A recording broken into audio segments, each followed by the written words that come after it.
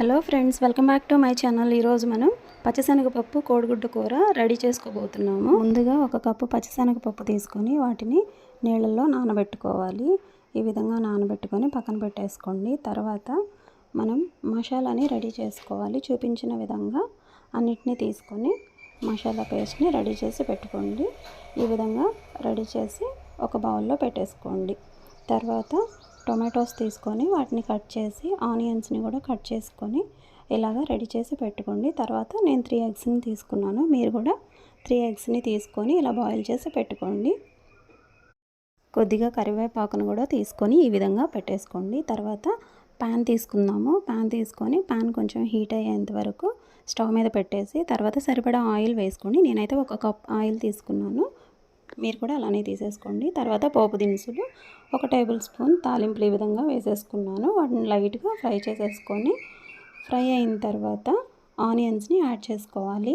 ఆనియన్స్ని కూడా ఫ్రై చేసేసుకోండి. ఆనియన్స్ కొంచెం ఫ్రై అయిన తర్వాత 1 టేబుల్ స్పూన్ పసుపుని యాడ్ చేసుకోండి. తర్వాత 1 టేబుల్ స్పూన్ సాల్ట్ని కూడా యాడ్ చేసుకోండి. అప్పుడు ఆనియన్స్ మీకు చాలా త్వరగా ఫ్రై అయిపోతాయి. ఈ విధంగా ఫ్రై అయిపోయిన తర్వాత మనం తీసుకున్న కరివేపాకుని కూడా యాడ్ చేసుకొని దాన్ని కూడా కొంచెం సేపు ఫ్రై చేసుకోవాలి. తర్వాత టొమాటోస్ని కట్ చేసి పెట్టుకున్నాం కదా, వాటిని యాడ్ చేసేసుకోవాలి. టొమాటోస్ని ఈ విధంగా యాడ్ చేసేసుకున్న తర్వాత పచ్చిశనగపప్పు ఏవైతే ఉన్నాయో వాటిని కూడా యాడ్ చేసేసుకోండి. ఈ విధంగా యాడ్ చేసుకోవడం వల్ల ఈవెన్గా కుక్ అవుతాయి. ఇలా కలుపుతూ ఒక 5 to 10 మినిట్స్ వరకు వీటిని ఈ విధంగా కుక్ చేసుకోవడం వల్ల మనకి రెసిపీ అనేది చాలా టేస్టీగా ఉంటుంది. తర్వాత 2 టేబుల్ స్పూన్స్ కారాన్ని యాడ్ చేసేసుకోండి. కారం యాడ్ చేసేసుకున్న తర్వాత మనం గ్రైండ్ చేసి పెట్టుకున్నటువంటి మసాలా ఉంది కదా, దాన్ని కూడా యాడ్ చేసేసుకోండి.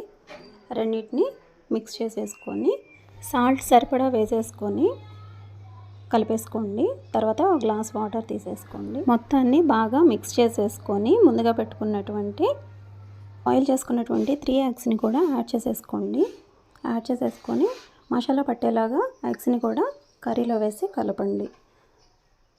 ఈ విధంగా కలిపేసుకున్న తర్వాత ఒక 5 మినిట్స్ సిమ్లో పెట్టి మగ్గించేసుకుంటే ఎంతో టేస్టీగా రుచికరంగా ఉండేటువంటి కోడిగుడ్డు శనగపప్పు కూర రెడీ అయిపోతుంది. అంతేనండి, చాలా ఈజీగా చేసేసుకోవచ్చు. మీరు ట్రై చేసి ఎలా వచ్చిందో నాకు కమెంట్ చేసేసేయండి. Okay, thank you.